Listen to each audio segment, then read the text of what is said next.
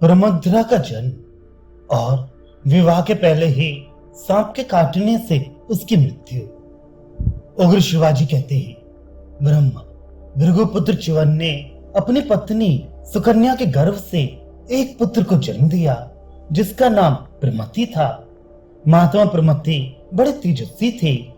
फिर प्रमथि ने घृताची अप्सरा से रूरु नामक पुत्र उत्पन्न किया तथा रूरु के द्वारा प्रमद्रा के गर्भ से शुनक का जन्म हुआ।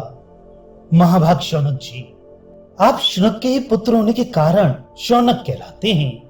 शुनक महान सत्वगुण से संपन्न तथा संपूर्ण भृगु वंश का आनंद बढ़ाने वाले थे। वे जन्म लेते ही तीव्र तपस्या में संलग्न हो गए। इससे उनका विचल यश सब ओर फैल गया। ब्रह्मा, मैं महातेजस्वी रूरु के संपूर्ण चरित्र का विस्तार पूर्वक वर्णन करूंगा, वो सबका सब आप सुनिए। पूर्व काल में स्थूलकेश नाम से विख्यात एक तप और विद्या से संपन्न महर्षि थे जो समस्त प्राणियों के हित में लगे रहते थे। विप्रषि, इन्हीं महर्षि के समय की बात है। गंधर्वराज विश्वावसु ने मेनका के गर्भ से एक संतान उत्पन्न की। भृगुनंदन, मेनका अप्सरा ने गंधर्वराज द्वारा स्थापित किए हुए उस गर्भ को समय पूरा होने पर स्थूलकेश मुनि के आश्रम के निकट जन्म दिया।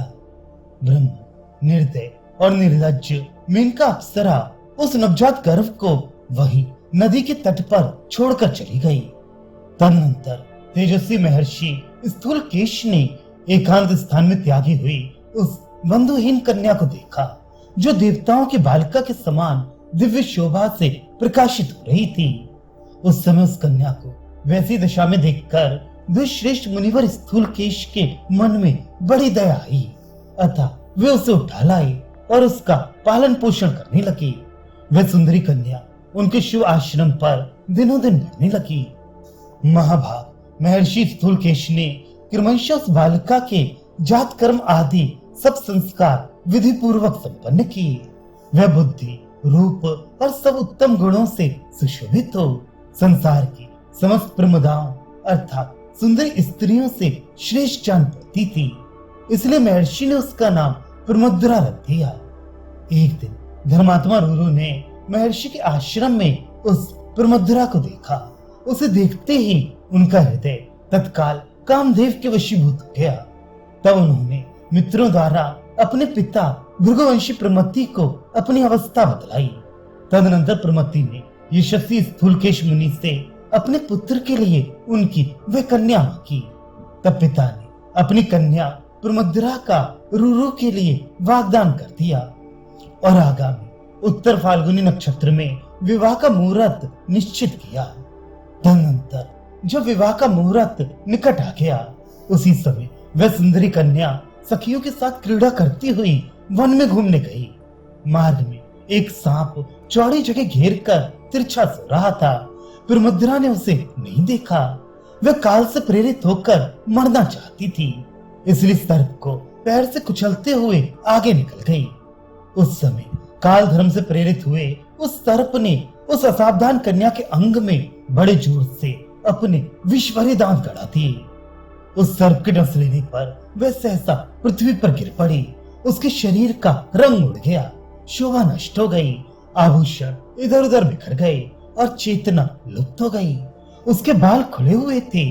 अब वह अपने उन बंधुजनों के हृदय में विषाद उत्पन्न कर रही थी जो कुछ ही क्षण पहले अत्यंत सुंदरी एवं दर्शनीय थी।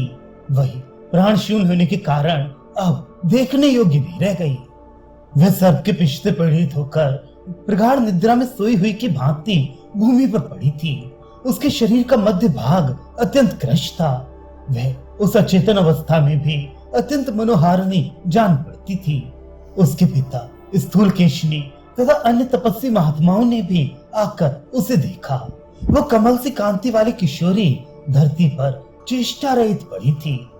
तदनंतर स्वस्त्रे, महाजानु, कुशिक, शंख मेखल, उद्दालक, कंठ, महायशस्वी श्वेत, भरद्वाज, कौण कुत्से, अर्ष्टिशेन, गौतम अपने पुत्र रूरु सहित प्रमथि तथा अन्य सभी वनवासी श्रेष्ठ द्विज दया से द्रवित होकर वहां आए।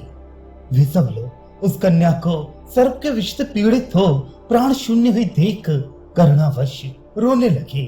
रुरुद अत्यंत आर्त होकर वहां से बाहर चला गया और शीश सभी द्विज उस समय वहीं बैठे रहे।